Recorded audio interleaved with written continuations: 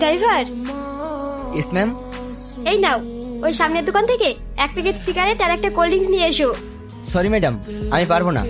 আপনার জিনিস আপনি গিয়ে নিয়ে আসুন। আমি ড্রাইভার, আপনার বাড়ি চাকর নই। এই, একজন ড্রাইভার হয়ে তোমার তো দেখছি খুব অ্যাটিটিউড। তো ডিসকাস্টিং। এই চল। আর শোন, তুই এখানেই দাঁড়িয়ে থাকবি, আমরা আসছি। Okay madam. স্যার, বলুন আপনার জন্য কি করতে পারি? স্যার, আমাদের বাড়ির ড্রাইভার আমার কেনা কিছু জুয়েলারি চুরি করে নিয়ে পালিয়ে গেছে।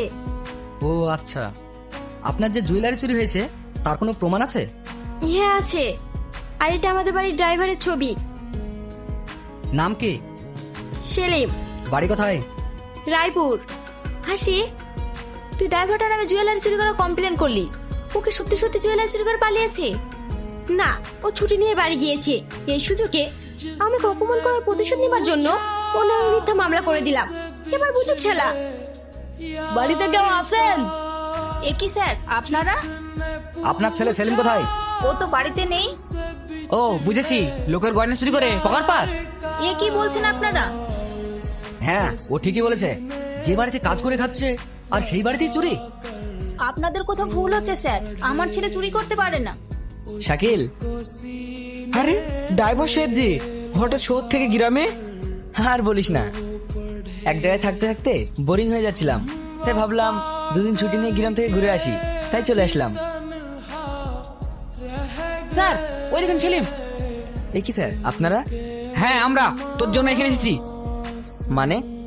এই, তোর ব্যাগে কি আছে? কেন স্যার, আমাকে দেখে কি অপরাধী মনে হচ্ছে? আজকাল অপরাধীরাও শুটবুট পরে ঘুরে বেড়ায়। তোর ব্যাগে কি আছে দেখাতে বললাম না? ওই দেখ তো ব্যাগে কি আছে। দে। স্যার, এই দেখেন কতগুলো টাকা। বুঝেছি। ওই নিয়ে চল ওকে। কোথায় স্যার?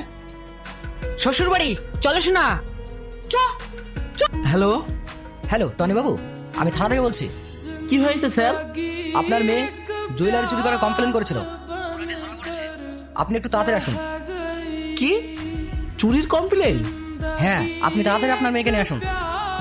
স্যার, স্যার, আমার নেকলেস পেয়েছেন? না ম্যাডাম, ওকে তো মারার পরে ও বলছে নেয়নি।